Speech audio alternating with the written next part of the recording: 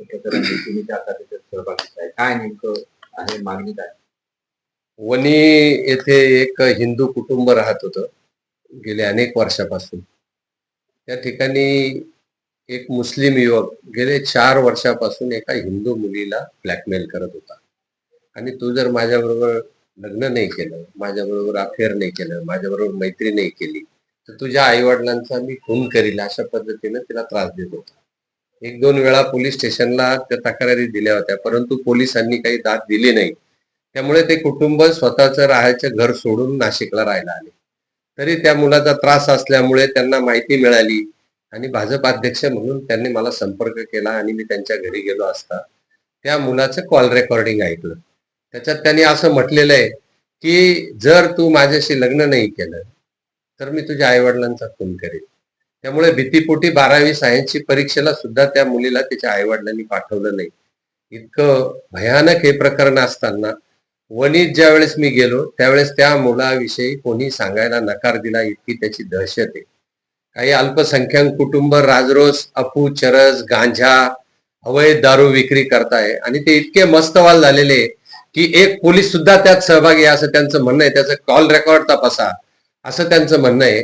आणि पोलिसांच्या संगनमतानं ह्या अवैध दारूचे धंदे वणीत चालू आहे असे तिथली सर्वसामान्य नागरिकांच्या तीव्र भावना आहे.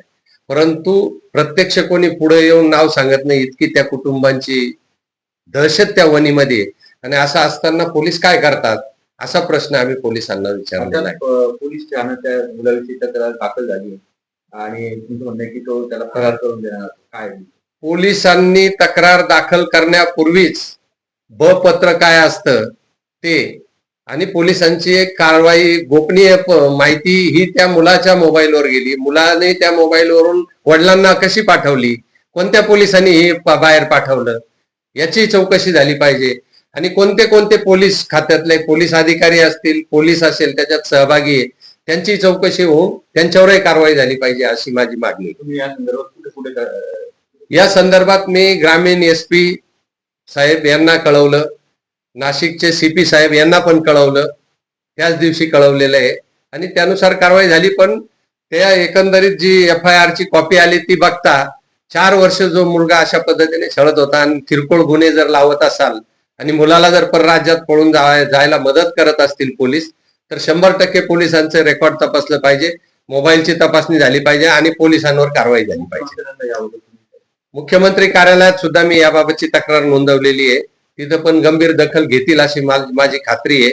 परंतु पोलीस खातं जर अशा पद्धतीने वागत असेल तर सर्वसामान्य नागरिकांनी करायचं काय?